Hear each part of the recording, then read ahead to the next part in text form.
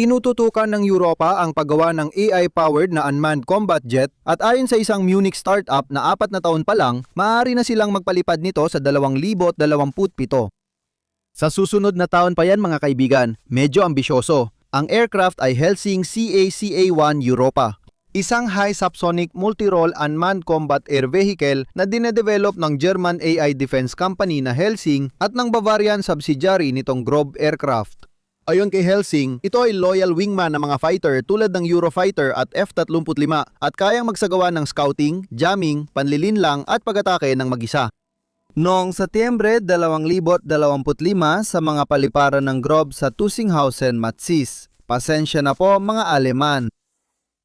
Di ko kasalanan ang pangalan ng lugar na ito. Inalis ng kumpanya ang takip sa life-size prototype ng CA-CA-1. Ang mock-up ay nagpakita ng angular na eroplano na may stealth design, kambal na buntot at internal na lagayan ng armas. Dumalo sa event ang mga senior na politiko ng Bavarian kasama si Minister President Markus Söder na tinawag itong sandali ng pambansang depensa. Medyo agresibo ang inilatalang timeline ni Helsing, 2027.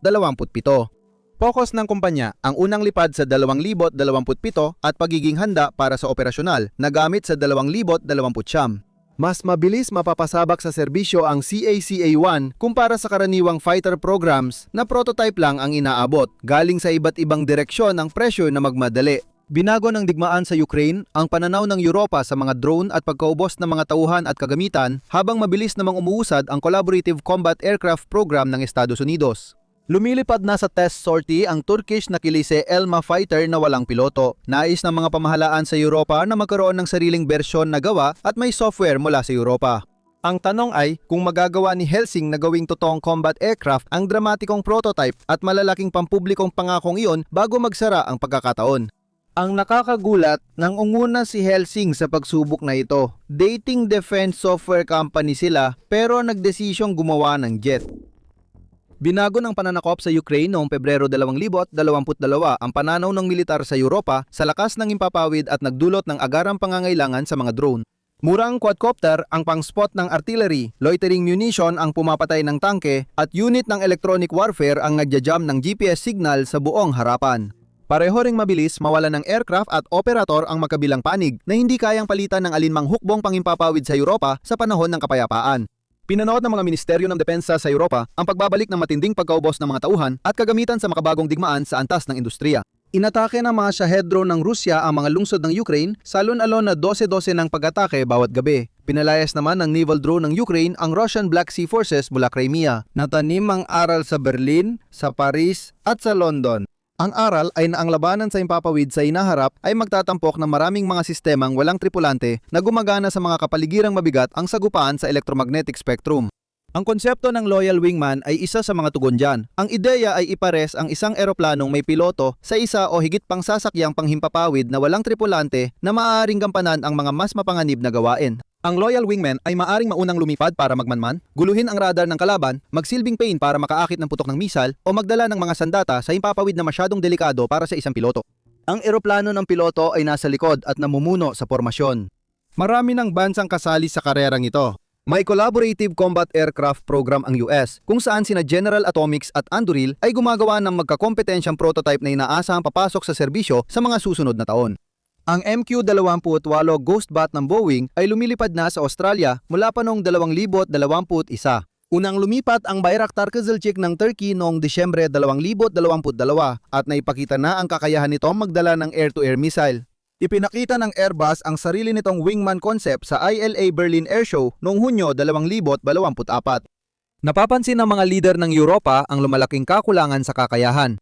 Ang pagbili ng American Collaborative Combat Aircraft ay nangangahulugan ng pagtanggap sa US export controls, mga updates sa software ng US at mga restriksyon ng US sa kung paano magagamit ang mga sistema. Hayagang nagpahayag ang mga opisyal ng Pransya, Alemanya at Britanya ng suporta sa estratehikong autonomiya at sariling teknolohiya sa depensa. Ang Future Combat Air System ng Pransya, Alemanya at Espanya ay layong maghatid ng ika-6 na henerasyong fighter at mga drone, ngunit inaasang pumasok sa serbisyo sa mga taong 2040 pa. Ayon sa mga taga-suporta ni Helsing, makakatulong ang autonomous na sasakyang panghimpapawid na mabawasan ang pinsalang pantao sa matinding digmaan. Matagal ang pagsasanay ng mga piloto at hindi pwedeng gumawa ng mga piloto ng maramihan. Ang jet na walang piloto at pumalpak ay sayang sa gastos. Ang fighter jet na pumalpak sa misyon ay maaaring magdulot ng pagkamatay o pagkabihag ng sundalo.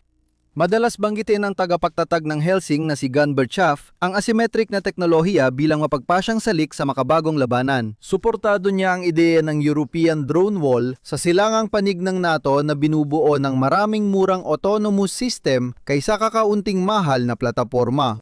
Hindi kayang tapatan ng Europa ang Russia o China sa dami gamit ang tradisyonal na pagbili.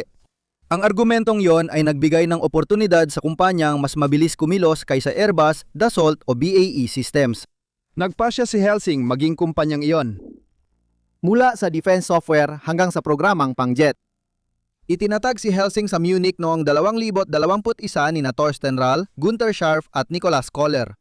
Dating pinamunuan ni Rahal ang British game studio na Natural Motion kung saan nagtrabaho siya sa AI-driven character animation. Si Scharf ay dating consultant ng German Defense Ministry sa procurement reforms mula McKinsey, habang si Kohler ay eksperto sa machine learning research. Software ang unang produkto nila.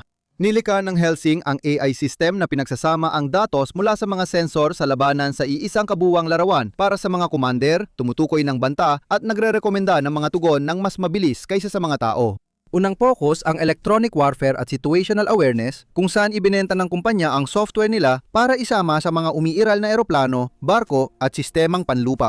Mula pa simula, kakaiba na ang pondo ng kumpanya. Ang prima materia, investment vehicle ni Daniel Ek ng Spotify, ang nanguna sa $100 milyong na round noong 2021. Isang maagang pustahan na kapansin-pansin dahil mas kilala si Ek sa music streaming kaysa military tech. Ipinagtanggol ni Ek ang investment. Iginiit na kailangan ng mga demokrasya sa Europa ng sarili nilang maaasahang teknolohiyang pangdepensa. Noong Hunyo 2025 nanguna ulit ang prima materia sa round na 6, naraang milyong euro kaya umabot sa 12 bilyong euro ang halaga ng Helsing.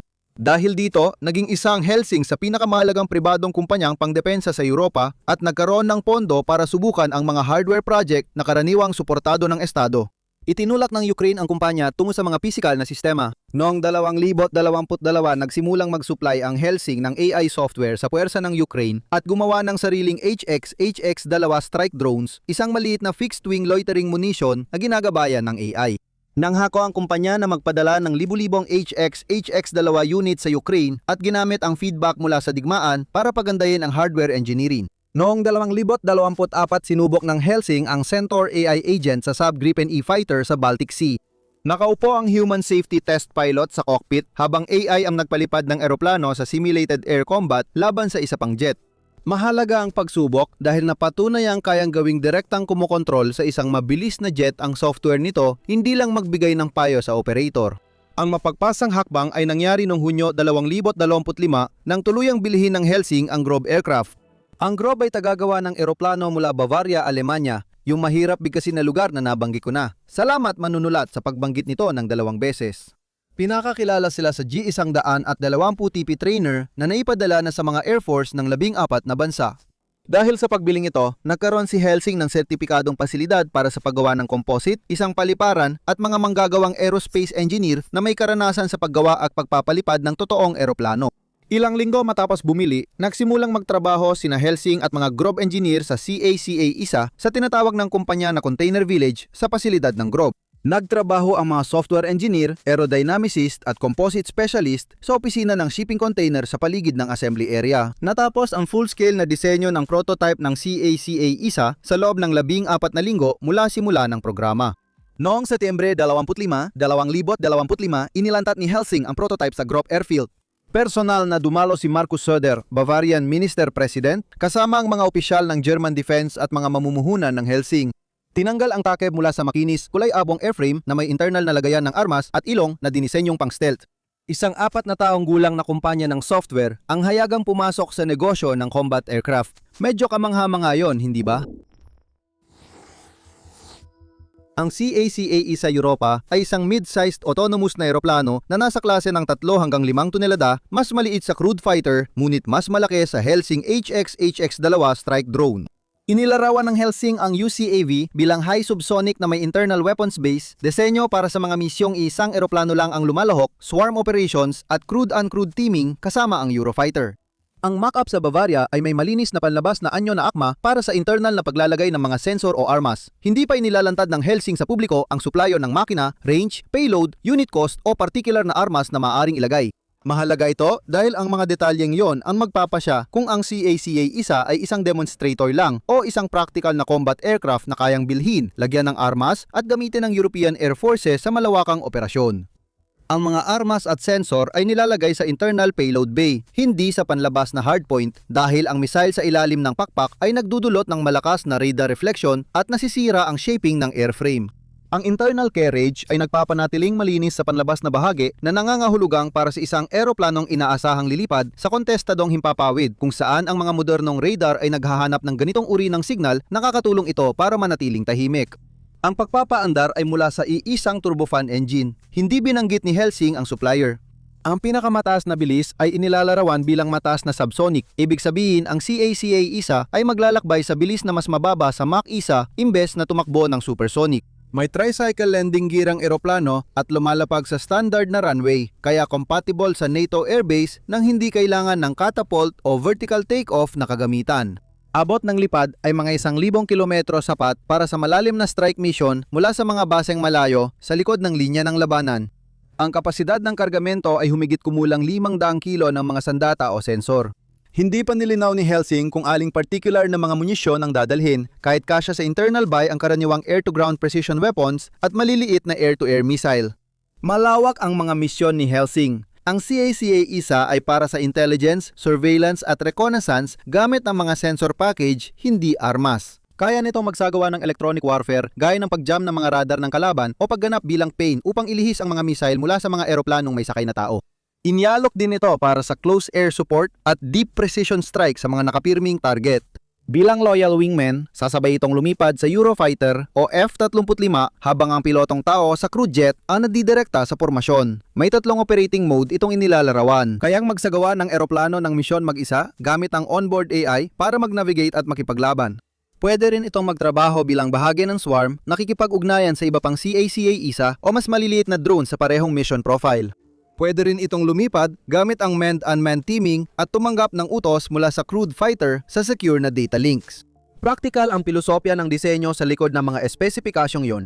Layunin ni Helsing na gawing mas mura ang unit cost kaysa crewed fighter, expendable ang airframe para sa high threat zones at scalable ang production hanggang daan-daan.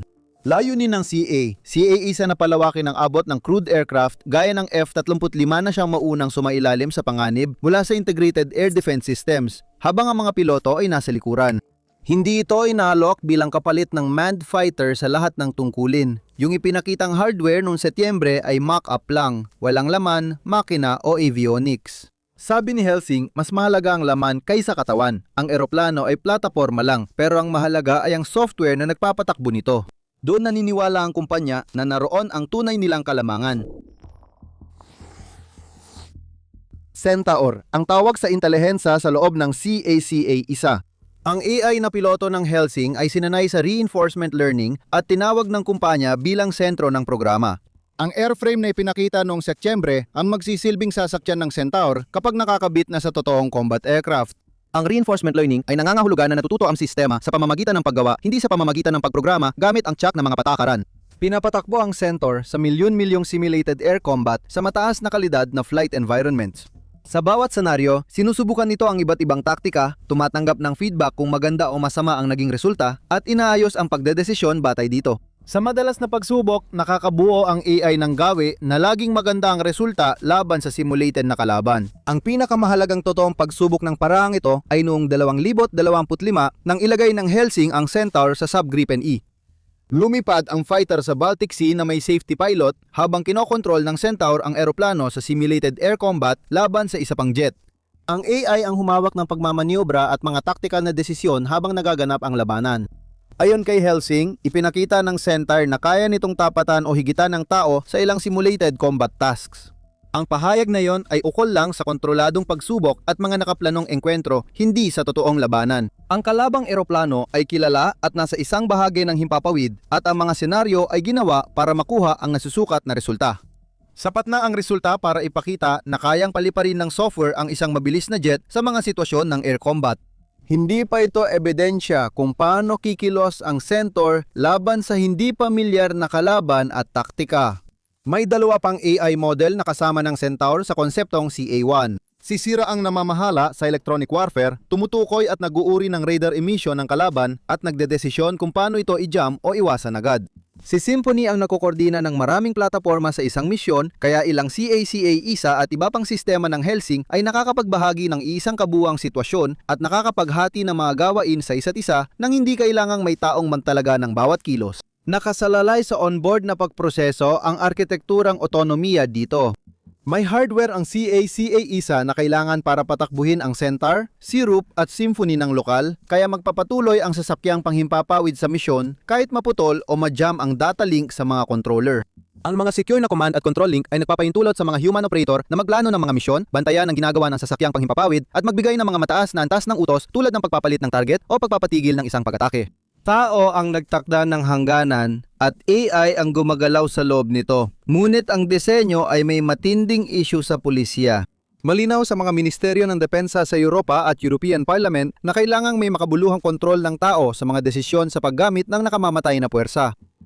Makatuwira naman, ang eroplanong kayang gumana nang walang tuloy-tuloy na komunikasyon, may sandata at kayang tukuyin ang target mag-isa ay halos nasa limitasyon ng kasulukuyang patakaran. Sabi ni Helsing, tao ang nag-autorisa ng misyon at mga alituntunin sa pakikipaglaban, AI ang sumusunod sa mga limitasyon. Ipinakita ito sa pagsubok ng Gripen kung saan nailagay ang hangganan.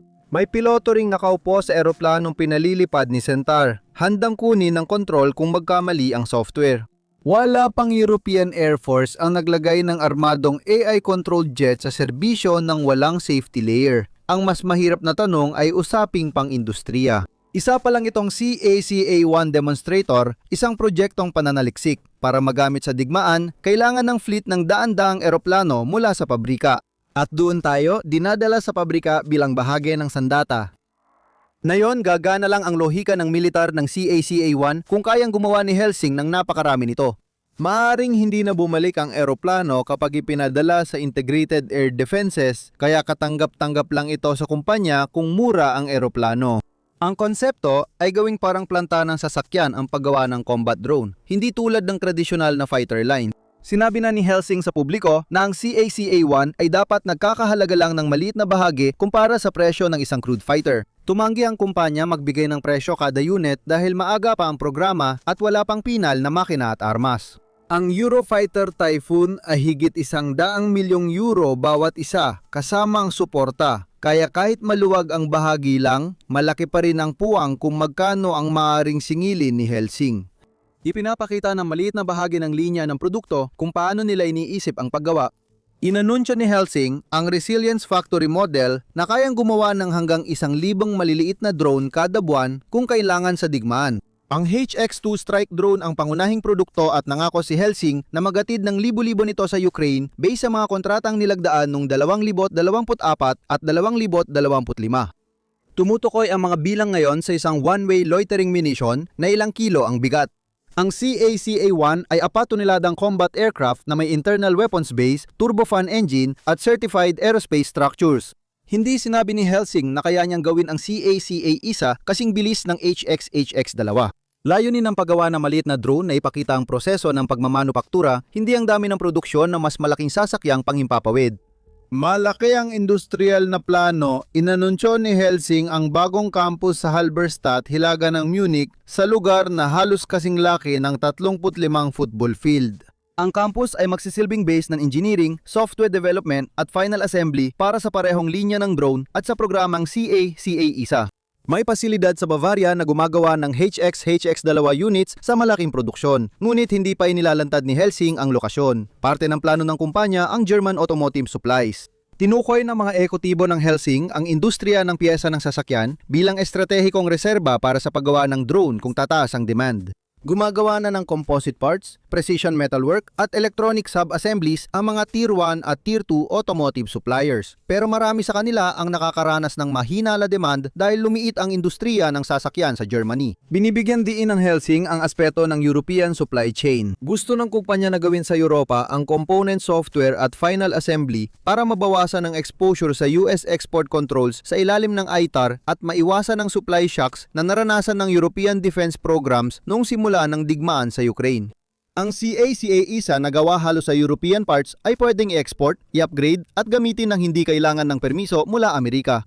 Ang lohikang iyon sa produksyon ang dahilan kung bakit ang CACA ISA ay panukalang militar, hindi lang tech demonstrator. Ang pabrika ay bahagi ng sandata.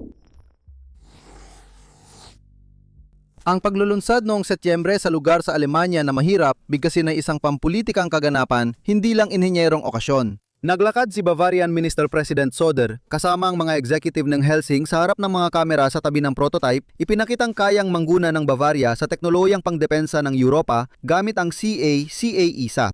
Pinagdugtong-dugtong ni Söder ang ilang tema sa pampublikong mensahe. Tinawag niyang patunay ang CACA ISA na kaya ng industriyang Aleman gumawa ng autonomous combat aircraft nang hindi umaasa sa mabagal na proseso sa Berlin. Ikinonekta niya ang drone at AI sa soberanya at iginiit na sa Bavaria dapat ilagay ang tugon ng Europa sa depensang teknolohiya ng Amerika at China. Sinabi ni Söder na tagumpay ito sa antas ng Estado at dapat itong suportahan ng federal na pamahalaan sa halip na pabagalin ito. Binanggit din niya ang ideya ng sariling batas pangdepensa para sa Bavaria. Ang panukala ay mapapabilis ng permit, magpapagaan ng proseso at magpapadali ng research cooperation ng defense companies sa mga universidad sa Bavaria. Wala pang inilalabas na draft ng batas ang pamahalaan ng Estado pero sinabi ng opisina ni Söder na pinag-aaralan ang konsepto. Wala ring militar na kliyenteng hayagang pumirma para sa CACA ISA. Simula nung inilunsad noong Setyembre at sa mga sumunod na buwan, hindi pa inanunsyo ni Helsing ang anumang paunang kontrata kasama ang alinmang Air Force. Ang eroplano ay proyekto ng pribadong pondo mula sa mga mamumuhunan ni Helsing, hindi sa pamahalaan. Karaniwang binabanggit ang Royal Air Force bilang posibleng maagang kliyente. Malaki ang presensya ni Helsing sa UK, may opisina sa London at tuloy ang pakikipagtulungan sa British MOD sa AI systems. Matagal nang nagsusupply ng trainer aircraft si Grob sa RAF, kaya meron ng ugnayan si Helsing sa mga autoridad sa abyasyong militar ng UK pagdating sa sertipikasyon. Diretsahang sinabi ng mga opisyal ng Britanya na gusto nilang magkaroon ng uncrewed combat aircraft na ipapartner sa Typhoon at Tempest fighters. Posibleng customer ang German Luftwaffe. Sa Alemanya, nakabase ang Helsing. Ginagawa ang airframe sa Bavaria at ang Luftwaffe ang nagpapatakbo ng Eurofighter na suportado ng CACA ISA. Ang komplikasyon ay ang Future Combat Air System program ng Alemanya, Pransya at Espanya. Kasama sa FCAS ang sariling remote carrier drones ng Airbus at Dassault. Ang suporta ng Alemanya sa pambansang drone ay maaring magdulot ng tensyon sa trilateral na kasunduan sa sensitibong panahon. Malaki ang pagsasapawa ng mga programang Europeo rito. Ang mga remote carrier ng FCAS, Airbus Wingman Concept na ipinakita sa ILA Berlin 2024 at GCAP fighter ng UK, Italia at Hapon ay inaasahang magkakaroon ng mga uncrewed teaming aircraft. Ang CACA ISA ay maaari magsilbing panandaliang opsyon na darating ng ilang taon bago makapaghatid ng hardware ang alinman sa mga programang yon. Maaring alisin ito ng mga gobyerno na gustong protektahan ang kanilang pangunahing kontratista. Interoperability ang tunay na pagsubok. Ayon kay Helsing, makikipagpartner ang CACA ISA sa Eurofighter at F-35. Kailangan ng kooperasyon ng Lockheed Martin at pag-apruba ng US government para ikonekta ang autonomous na eroplano sa secure na data links ng NATO at sa multifunction advanced data link ng F-35. Wala pa sa mga ito ang hayagang ibinigay. Isang pribadong startup ang nagtangkang magpabilis kumpara sa Airbus, Dassault at BAE Systems. Kailangan ni Helsing ng mga kontrata, security clearance at proteksyong pampulitika mula sa gobyerno.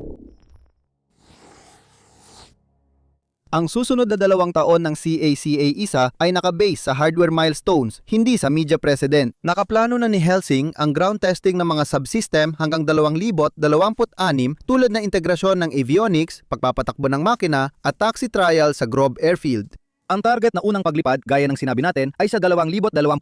Ang pagiging handa para sa serye o inisyal na operasyon ay sa 2029 at inaasahan ang buong kakayahan sa misyon sa pagitan ng 2030 o 2031. Tinitingnan ng may pag-iingat ng independenteng analyst ang schedule na yon. Ayon kay Douglas Berry ng International Institute for Strategic Studies, ang paglipat ng GROB mula sa paggawa ng magadaan na trainer aircraft patungo sa collaborative combat aircraft ay isang malaking hakbang. Matagal nang gumagawa ang GROB ng piston engine at turboprop trainer habang ang CACA-ISA ay isang stealth combat aircraft na gamit ay turbofan. Malaki ang agwat ng engineering sa pagitan ng dalawang produktong iyon at sinusubukan ng Helsing na mapalit ito sa loob ng 4 na taon. Maraming detalye dito ang hindi pa rin nalulutas. Walang Air Force na hayagang pumirma ng kontrata para sa CACA-ISA, hindi inilalantad ng Helsing ang presyo kada unit at hindi pinapangalanan ang supplier ng turbofan. Wala pang inanunsyo kung anong bala ang dadalhin ng eroplano at wala ring prototype na lumilipad. Nabigyan na rin ng babala ang Helsing. Noong Enero 2026, iniulat ng Bloomberg na sinuspinde ng Ukraine ang karagdagang order ng HX-HX-2 dahil sa mga alalahanin sa pagiging maaasahan, performance ng paglulunsad at kahandaan ng ilang AI features para sa labanan.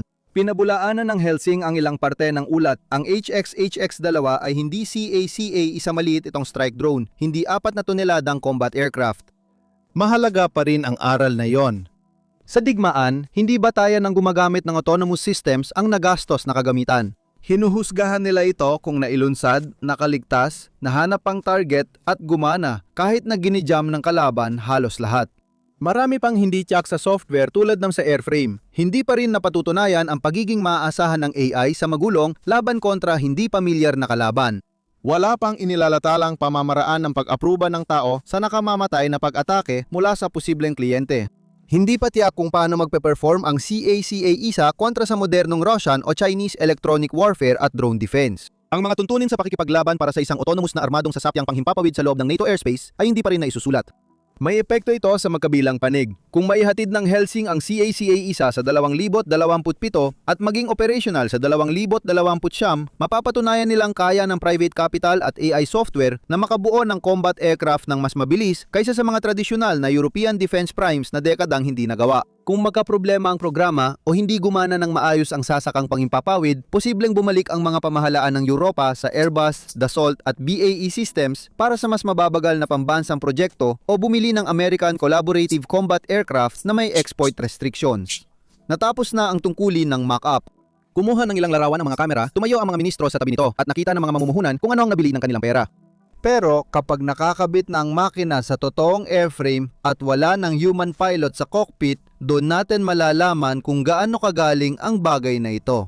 Hanggang 2029 lang si Helsing para gawin sasakyang panghimpapawid ang kulay abong prototype na pagkakatiwalaan ng European Air Forces sa mga sandata, misyon at airspace ng mga kaalyado. Salamat sa panonood.